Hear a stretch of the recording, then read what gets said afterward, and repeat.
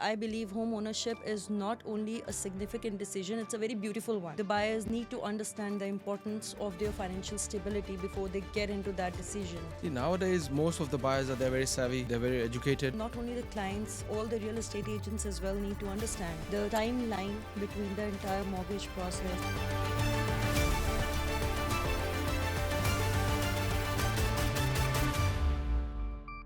Hi everyone, this is Mutahir, a mortgage advisor from the Lending Tree, tuning in with another episode of One More Deal. Today we have on board Mr. Rishikesh Mahadik, a seasoned real estate agent. Welcome Rishikesh, how are you? Hi Sarah, I'm fine. How are you? I'm good, thank you. How is the work? How has everything been?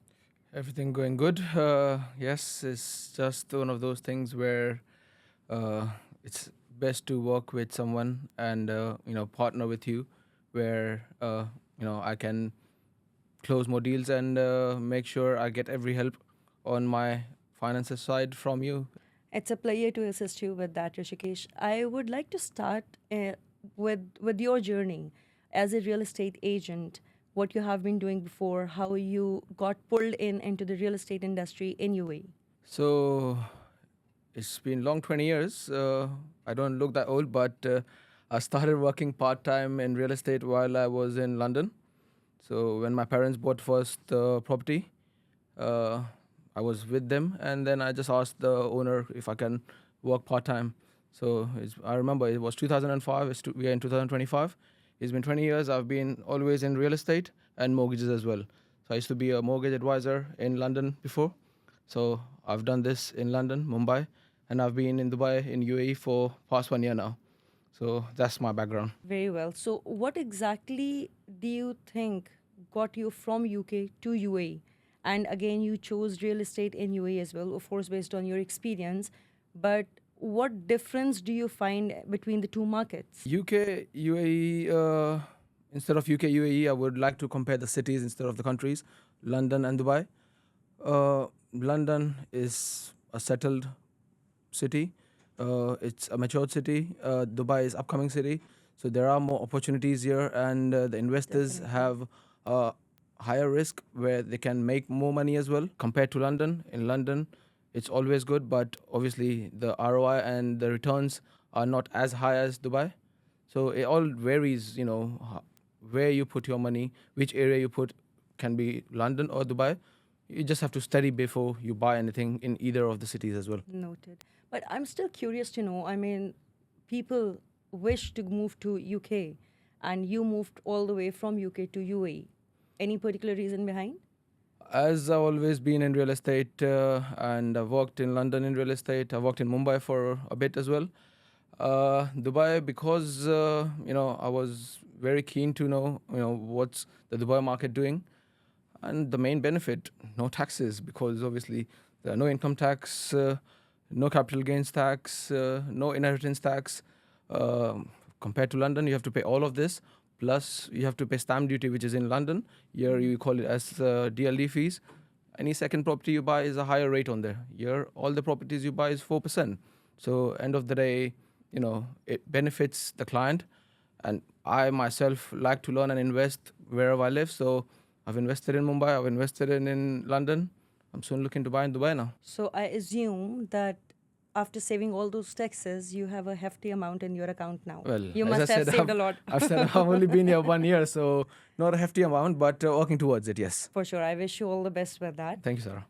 I would like to know, Rishi, when here in UAE, a client comes to you with their home ownership dream, what is the most important information that you need from them to guide them in a proper way? I always try and put myself in their shoes and see what I would expect from an agent. So, I try and see what they really want. Any buyer, they try and stretch their limit on what they're looking for. So, I first of all try and call them in the office. So, anything face to face makes a difference over the phone as well. Because if they come and see me in the office or at a cafe or at their place, I'm open to whatever their convenience is. So I try and see, if they're a cash buyer, mortgage buyer, cash buyer, happy days, that good for them, easier for them. If it's mortgage buyer, then I have to make sure that they are eligible for the mortgage and they have enough down payment, which is the deposit, so they can buy the right property at the right price. There's no point looking for something which they cannot buy. They dream of a property, and then a whole of their time is wasted. My time is wasted as well. Absolutely, yes. So, what do you think in this scenario is the biggest mistake the buyers make when they are deciding what, project to go for, or when they are deciding which home to go for? What is the major mistake they are making these days? Most of the buyers, well, not the season buyers, the first time buyers, or maybe the buyers who don't buy as business, they don't know how much to buy, and what's their affordability, and they don't even know if they can get a mortgage on an offline project. So they ask me, oh, can I get a mortgage on this, which is not possible. So you can only get a mortgage which is obviously on a ready property or a month before it's ready. So it's in my benefit and their benefit that we have a quick conversation and let them know that you can look for this kind of properties. Your mortgage eligibility is this.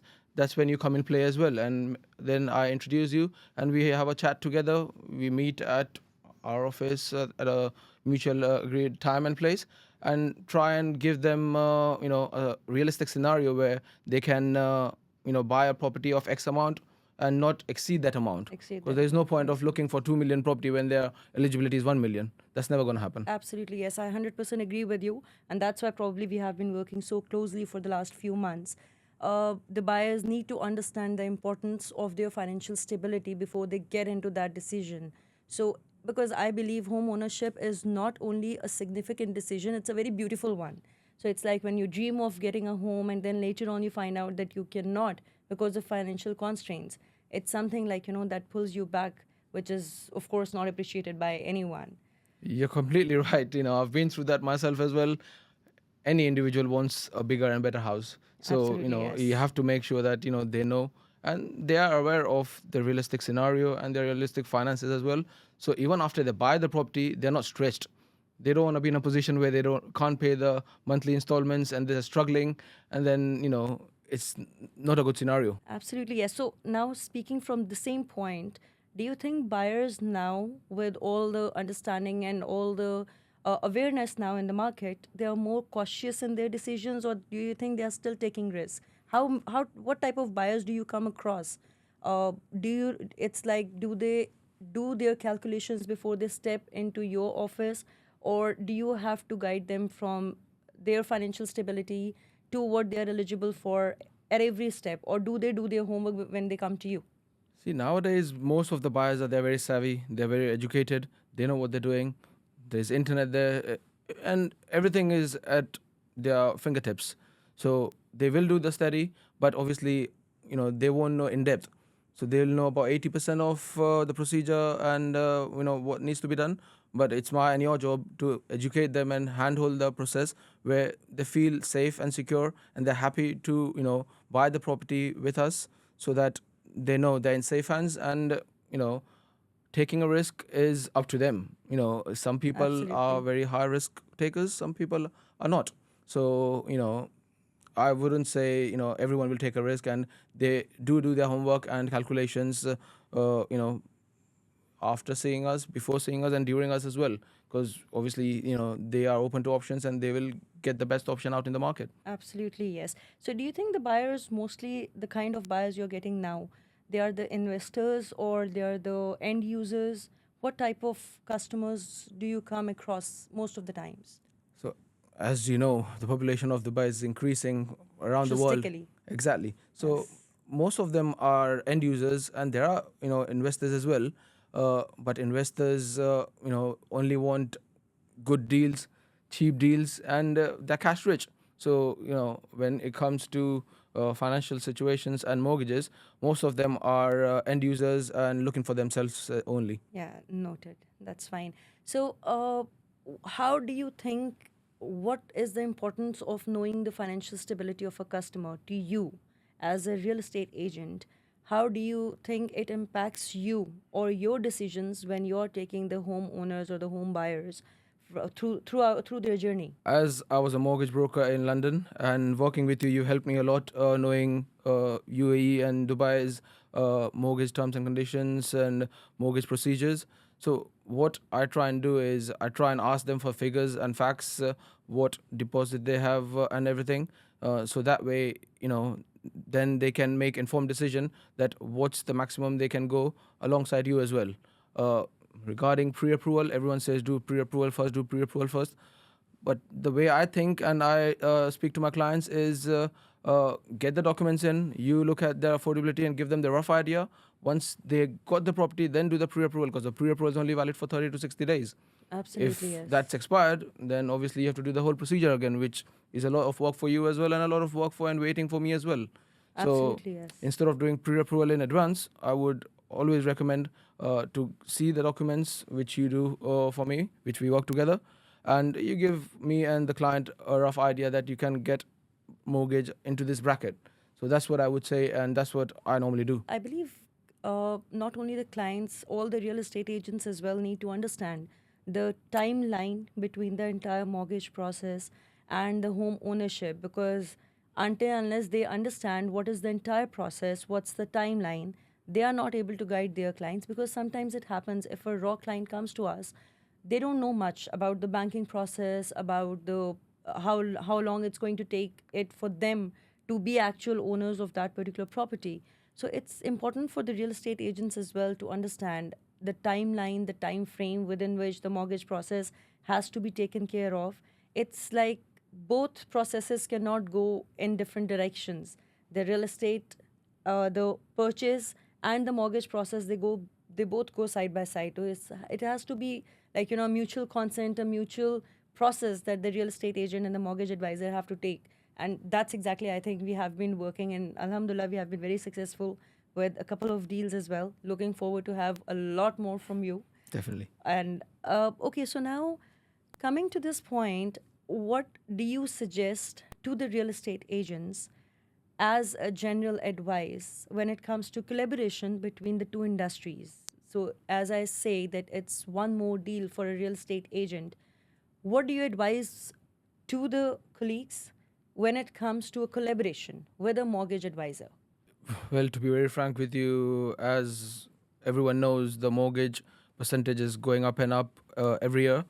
So it's very vital to make sure that you are working along with someone reliable and responsible like you. Hence, I always work with you only, and making sure that mortgage buyers are a big part of your closing deals, because you cannot let them go. Because if you let them go, then you're losing a lot of business. It's not only about 500,000 or 1 million. A mortgage buyer can be about for 20 million as well. That Absolutely. makes a huge difference as well. So working along with a dedicated broker helps me, to be very frank with you personally. You've been great, and you've been there 24/7, and I work along with clients in US, Australia. They call me at odd hours. Obviously, you can't be 24 hours responsive, but I message you anytime, and you do get back to them within 24 hours, which is great, because obviously there are people who are looking for residence and non-residence mortgage as well.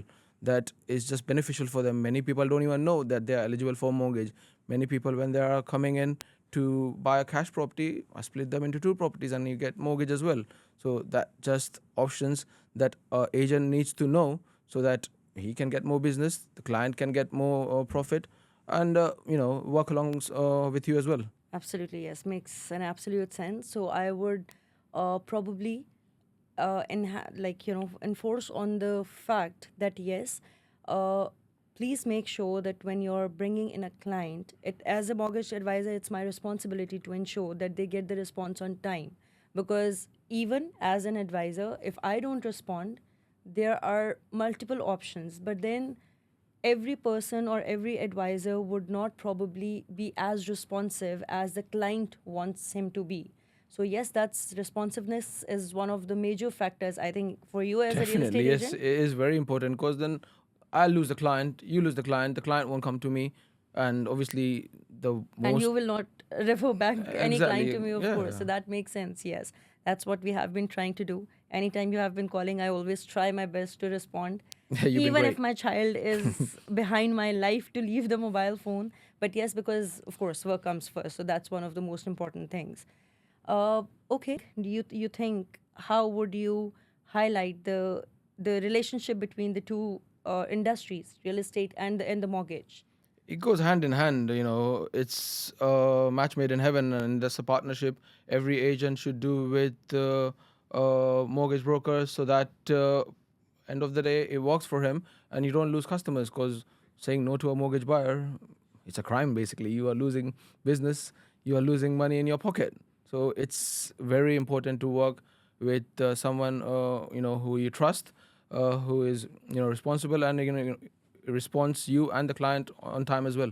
Also, Sarah, I would like to know, like, once I pass any clients to you, what really happens, and how do you qualify those clients if they're eligible for the mortgage, being residents or non-residents too?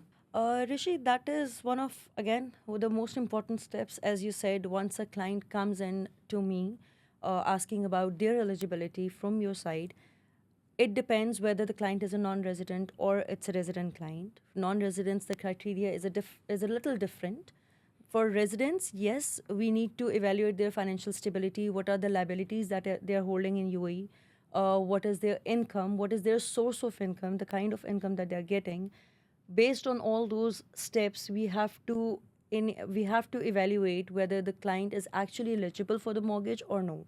Unfortunately, the awareness about this fact is a little less, because most of the people, either they are not able to pass on the right information, or the information that they have, they are not able to process it correctly. So clients are not really sure about their own profiling, and that's what we come into picture. We have to segregate the clients as per their profile, as per their financial stability, as per their liabilities that they are holding in UAE, and based on that we tell them at the first place whether they are eligible or not, and secondly what is the amount they are eligible for. So that gives them a clear picture and understanding what they can actually look for. So when they come back to you for a property, even you are at the right track to tell them that okay, this is what they actually can avail. So this is, yes, this is how we bring into picture the evaluations based on their financial. It's all about finances. So how they are, if whether it's a salaried customer or it's a self-employed, even if it's a non-resident, whether it's a salaried non-resident, we calculate all those things and then we guide the clients as per what is the maximum that they can avail based on, because the percentages, especially the percentages vary for non-residents and residents. For non-residents, they cannot avail more than 60% in ideal situations. For residents, they cannot avail more than 80% as per the policy. So that is what we guide the customers with, so that they can make informed decisions. It was really nice having you on board today. I Thank would you. like to wrap it up with the fact that great collaborations and right strategies do help you in closing more deals every month. So please stay tuned for more episodes with One More Deal.